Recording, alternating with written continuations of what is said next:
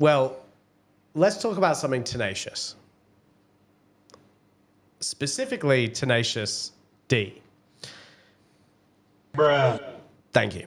Because Jack Black and Kyle Gass have been touring Australia recently. I wouldn't even say. Can you say they've been touring if they only did 2 shows? They had planned. They had planned to tour Australia, not Perth, by the way, which is where we're from. Yeah, come on, guys. What the fuck? So that's not a that's to not us, a place it's like the tour hasn't even changed at all. You know, that's still not coming to Perth. Would you have gone if they? If Kyle had said what he said and then they were coming to Perth, maybe I would. That's not what. Okay. Well, if Tenacious D was coming to Perth, would you have gone? I probably wouldn't have gotten a ticket. I will admit that. I'm sorry, Tenacious D. Sorry, Jack Black, Kung Fu Panda. My apologies, guys. Right. However, as little as the interest of Tenacious D's goings on is to us, they have stirred quite a stir in the last week or so. That's a good question. It's a good point. Tenacious D was performing in Sydney, and it was Kyle Gass's birthday. It was the second night. The second night of the entire tour? Of the entire tour. Wow. That is crazy. So this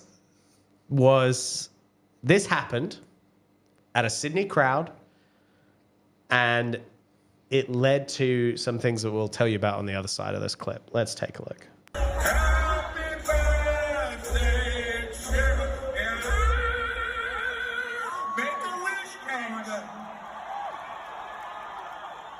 Don't miss Trump next time. What? Bruh. Bruh. So for those who didn't catch that, Kyle Gass, member of Tenacious D, the band with Jack Black, don't miss Trump next time, had a birthday wish to not miss Trump the next time. Presumably referring to the assassination. Presumably, yeah. There's no way to know for sure, obviously. Well, listen. I think that it was... I have a few thoughts about this. Now, before we get to our thoughts, I think it would be important to give the viewers the context that immediately following this show, the next day, Jack Black announced that the tour was over. The tour was done. Yes. No more Tenacious D shows. This is not just going to ruin the tour. This is going to ruin the world tour, my friend. The group broke up. The group broke up, basically. They are officially on hiatus, folks. No, they're fucking not. I think you're right. Well, he said, I don't see it happening any time in the foreseeable future. They're taking an extended creative break. Right, okay. I have thoughts, but continue. Well, that's what they say. And Jack released a statement saying exactly what you just said, that the tour's over. Oh, what the fuck? That creatively, Tenacious D is taking a break. For those who are not familiar with Tenacious D, they've been a band since like the 90s, I guess. A comedy duo. I'd say so, yeah. That was a movie. And I haven't seen it. They did a movie together. I know you've played me once or twice the greatest song. They've made a song called Tribute. That's pretty iconic. They have some big hits as a band. And they're just a comedy duo. You know what I'm talking about? So, yeah, the immediate reaction was that Kyle Gass was dropped from the Tenacious D duo and that the band, the duo, tour, it was over. And I personally find that to be very sad and honestly very disappointing, because Kyle said that in a crowd in Australia where, frankly, and I'm sorry, but we can even see that clip again, but like the reaction by the crowd is pretty much laughter, right? I mean, Make a wish, Canada. Don't miss Trump next time. now I'm not saying that it makes it okay that the crowd laughed. I'm not saying the crowd laughing makes it okay. But I will say that he said it in front of an Australian crowd where, by and large, knock on wood, political violence is not as much of an issue as it is clearly in America. Dude. And I think that the controversy, quote unquote, that everyone keeps hinting towards or implying, frankly, I just think isn't really there. And this idea that Kyle was stoking political violence in the context of the show he was doing, I just don't think stands up. I think that that's fair. It was something that could have, and in my opinion, should have been dealt with by, you know, what happened to just sincerely saying, I'm sorry that I made an insensitive joke. And it was something I said in the moment. I was clearly like adrenaline hyped. It was my birthday. And I said something that was a little bit crazy and a little bit wild. And I regret that and I apologize. Is that possible anymore? Yeah, well, that's the thing. I don't think so. And I think, look, and I'm like, you know, I hate when people say like fucking SJWs and the woke media. I think that's bullshit. I think there's certainly ways where you can do this shit that isn't cringe. And look, I think, but unfortunately, this whole idea of like not. I kind of hate the whole statement of like you can't make any jokes anymore. I don't think that's true. Oh, definitely. But I think that can exist in maybe a more of an independent situation. With this, Jack Black is obviously, you know, we've been talking today about it, how he's like hooked up with like Illumination to do the next installment in the most fantastic franchise ever, Super Mario, which we all fucking love. And it's a me, look, Bowser. I always thought that you know, Jack Black was a super cool guy in the industry, and I think this kind of I don't know, it's like you know, this Tenacious D always seemed like a bit of a passion project, you know. Yeah, that something he did they with did Carl. because they liked each other and cared about each other. And I think obviously Jack is tons more famous than fucking Carl, and I think that he knew that. You know, Jack was always this guy who was going off to do big Hollywood shit, and you know, and that's fine. I think my problem with it as well is like, you know, if they really were like friends and really were close, actually behind the scenes, they wouldn't have had this big dispute. And I think it's shitty that, like, you know, I guess I'm just assuming here, but I assume he would have gotten like PR complaints like this is gonna mess up.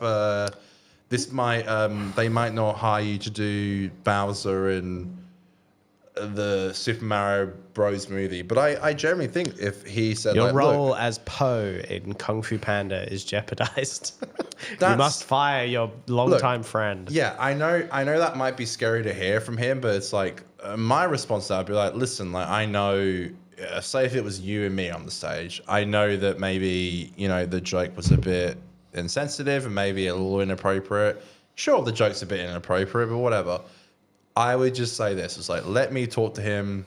I'm sure like we can sort something out. I think we understand why people were upset and we can figure it out. No. You know what he did, D? He said... Get rid of him. I think it's fucked. I think it's bad. I think it's shit. I kind of hate it. Like, I think it's like what is democracy manifest. What kind of relationship did you have behind the scenes, where like you're in a duo and the one of the person that makes you a duo, you just go see ya. Yes, sorry, bye. You're not marketable anymore. Yeah. It's sad. And to cancel a whole tour is like, that's a huge net loss easily.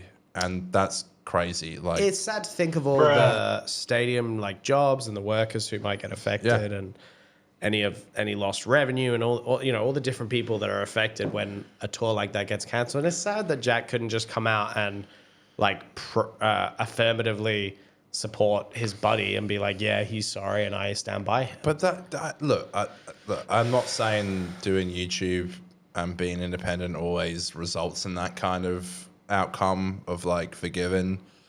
but I certainly think it's something that we would like to do. Like, Yeah. if God forbid one of us says something on a show that's maybe a bit controversial, I don't think at all we'd ever like be like, I am now going solo. I generally think it would be something that we would talk about and whoever it would be and move on from it. I don't see the whole reason why I started this thing with you, and the same reason why they started Tenacious D, I assume, is because they enjoy collaborating together. Yeah. And if anything, we'd be the first to try and give each other the benefit of the doubt, you know, which is Thank what you, I think Dan. that, you know, as friends, we deserve to kind of give each other and lend to each other. And look, you know, I think it's sad. I would like to see them undo it, but I think unfortunately, really the effect. Yeah, I think it's pretty much. I think it's Tenacious done, my friend. That's okay. That's a good. Ta-ta and farewell. That's a good. Yeah, look, I just think it's Jova for them, and it's sad. I do think it's very sad to see such an iconic duo split over something that is so. It's so unfortunate because like it was just the perfect worst confluence of events. It was his birthday. Trump had just been assassinated. They're doing a show that he feels like it's attempted assassination. It's halfway. Attempted assassination. Attempted. Thank you. And it's halfway across the world, and he's thinking like, "Oh, I can just make a joke, and no one's even gonna hear it or think about it." And it's sad to me that can have such a ripple effect. Because look, I think we can all denounce political violence and say that's not the right thing, but at the same time, and I'm not trying to be a legal twat here, but if we're gonna get very technical, okay, technically what he said is covered by freedom of expression. I mean, I don't think that I think what he said is a dubious statement to make, but it is one that's covered by freedom of speech, in my opinion. And so this whole thing of, and I think because of what he said, the context of it, I think it's something that definitely is a statement you can apologize for and move past. You know, sometimes people say something and it shows truly who they are and what kind of a person they are. I don't think this was one of those moments. I think this was just he was hyped up. He wanted to say something to get a laugh out of the crowd, and he said something that came out a bit fucked up. Well, at least that crowd was the last to ever see Tenacious D live. That Sydney crowd. Lucky them. They got that last ever show without them even knowing it. True. They didn't even know that shit was going to be a thing. In a way, that's a treat for them. You know, they got the final Tenacious D performance. They saw it live. Yeah. Yeah. They saw the Carl comment live. They got something we may never get, you know, as another Tenacious D show. I think they're done. Rip Jack and Black. Even if Jack comes back to Carl, I'd be like, nah, fuck this. Sorry, Bindi. Sorry, Bindi. Sorry, Bindi. Sorry, Bindi. It's over.